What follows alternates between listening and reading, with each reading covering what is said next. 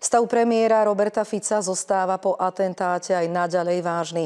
Faktov je málo, naopak pribúdajú špekulácie aj dezinformácie.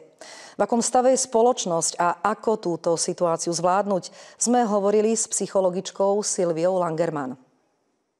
Situácia je posledných minimálne 5-6 rokov veľmi napätá. Tu už od covidu riešime celkom vážne akoby psychický tlak na ľudí.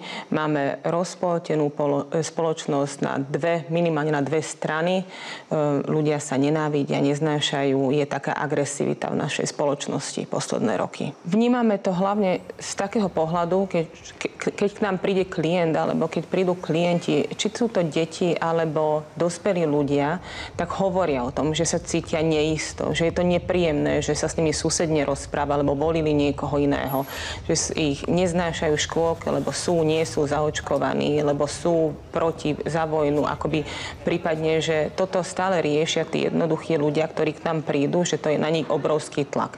Samozrejme, médiá majú veľký vplyv na našu spoločnosť, pretože nás informujú, ale je tu ešte sociálna sieť, ktorá nie sú médiá ako také a tam sa šíri nenávisť oveľa intenzívnejšie a vážnejšie a zároveň ani tá politika u nás nie je úplne diplomatická a mierumilovná. Takže nie som si úplne istá, či sú na vine len médiá. Vnímame to veľmi negatívne cez tých ľudí, ktorí nám to hovoria, že ich to trápi, že nevedia, ako majú reagovať, lebo chceli by to aj odsúdiť, ale zároveň odsudzujú samozrejme čin, ktorý sa stal, a toto bez diskusie, ale zároveň majú neznášať niekoho a majú poukazovať na niekoho iného, že sú z toho takí teraz stratení, že vlastne akoby hovoríme o mieri, ale propagujeme nenávisť voči niekomu. Toto nie je cesta.